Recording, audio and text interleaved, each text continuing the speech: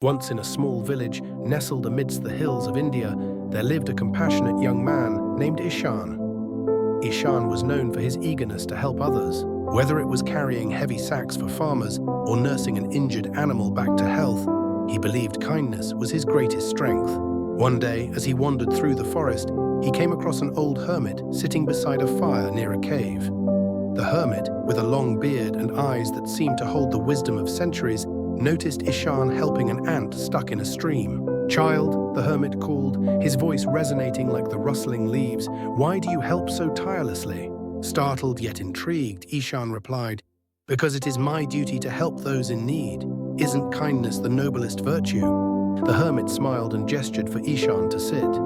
"Let me tell you a story," he began. Once, a wandering monk found a scorpion drowning in a river.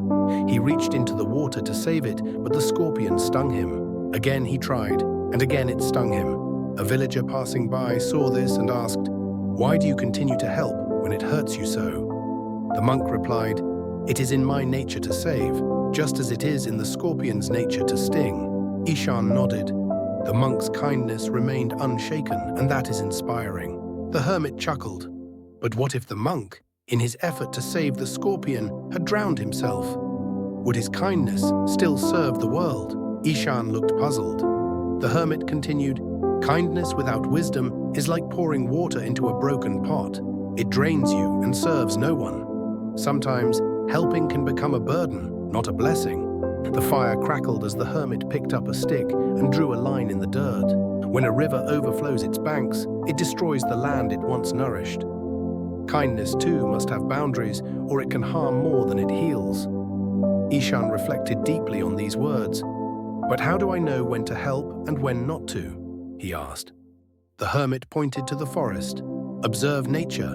Does the sun shine endlessly, or does it rest to let the night bring calm? Do the trees give fruit all year, or do they wait for the right season?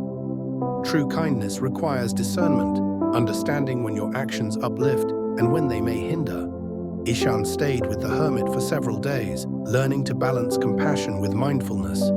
When he returned to the village, he still helped others, but began to ask himself, "Am I truly aiding, or am I feeding my need to feel virtuous?" Over time, Ishaan became a beacon of thoughtful kindness, teaching others not just to help, but to help wisely.